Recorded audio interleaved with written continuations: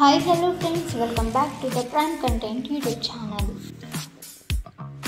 రెండు తెలుగు రాష్ట్రాల్లో రోజురోజుకి చలి విపరీతంగా పెరుగుతుంది. అలాగే పలు చోట్ల వర్షాలు కూడా పడుతున్నాయి. ముఖ్యంగా ఏపీలో చలితో పాటు వర్షాలు పడుతున్నాయి. నైరుతి బంగాళాఖాతంలో దిత్వా తుఫాను నెమ్మదిగా కదులుతోంది. గత 6 గంటలలో ఈ తుఫాను గంటకు 4 కిలోమీటర్ల వేగంతో ప్రయాణించిందని వాతావరణ శాఖ పేర్కొంది. ప్రస్తుతం ఈ తుఫాను పుదుచ్చేరికి 420 కిలోమీటర్ల దూరంలో కేంద్రీకృతమై ఉంది. తమిళనాడు రాజధాని చెన్నైకి 520 కిలోమీటర్ల దూరంలో దిత్వా తుఫాను ఉన్నట్లు వాతావరణ శాఖ తెలిపింది. దీని ప్రభావంతో కోస్తా తీరం వెంబడి ఈదురుగాలులు వీచే అవకాశమైతే ఉంది. దిత్వా తుఫాను ఆదివారం పుదుచ్చేరి తీరానికి చేరుకునే అవకాశమైతే ఉంది. దీని ప్రభావం తెలుగు రాష్ట్రాలపైన తీవ్రంగా ఉంటుంది. ఇక రేపు ఎల్లుండి కోస్తా ప్రాంతంలో, రాయలసీమ ప్రాంతంలో భారీ వర్షాలు కురిసే అవకాశం ఉందని వాతావరణ శాఖ అధికారులు తెలిపారు. ప్రజలు అప్రమత్తంగా ఉండాలని, మత్స్యకారులు సముద్రంలో వేటకు వెళ్లకూడదని అధికారులు హెచ్చరికలు జారీ చేశారు. తుఫాను కదలికపై వాతావరణ శాఖ నిరంతరం పర్యవేక్షణ కొనసాగిస్తోంది. ఇక తెలంగాణ రాష్ట్రంలోనూ చలి తీవ్రత మళ్లీ పెరగనుంది. ఈ నెల 28 రాత్రి నుండి 30 వరకు ఉత్తర, మధ్య తెలంగాణ జిల్లాల్లో తీవ్రమైన చలిగాలులు వీచే అవకాశమైతే ఉందని వాతావరణ శాఖ అధికారులు తెలిపారు.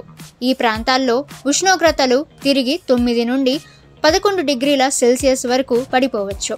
రాజధాని హైదరాబాద్ నగరంలో కూడా రాబోయే 3 రోజులు ఉష్ణోగ్రతలు 11 నుండి 14 డిగ్రీల సెల్సియస్ మధ్య నమోదవుతాయని వాతావరణ శాఖ హెచ్చరించింది.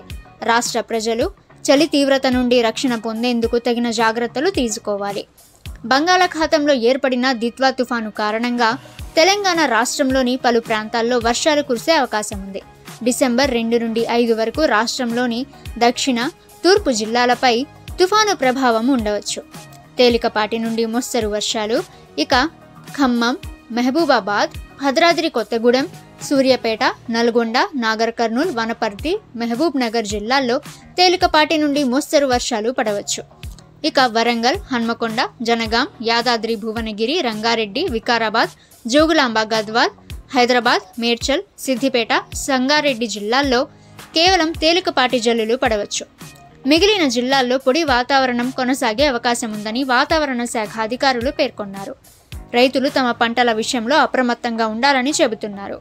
ప్రజలు చలి, వర్షాల నేపథ్యంలో తగిన ఏర్పాట్లు చేసుకోవాలని కీలక సూచనలు తెలియజేస్తున్నారు. ఓకే ఫ్రెండ్స్, 2 తెలుగు రాష్ట్రాలకి సంబంధించిన లేటెస్ట్ వెదర్ రిపోర్ట్ అయితే ఇది. ఇక ప్రతిరోజు మీరు లేటెస్ట్ వెదర్ రిపోర్ట్ తెలుసుకోవాలి అనుకుంటే ద ప్రైమ్ కంటెంట్ యూట్యూబ్ ఛానల్ని సబ్స్క్రైబ్ చేసుకోండి. వీడియో నచ్చితే వీడియోని లైక్ చేయండి.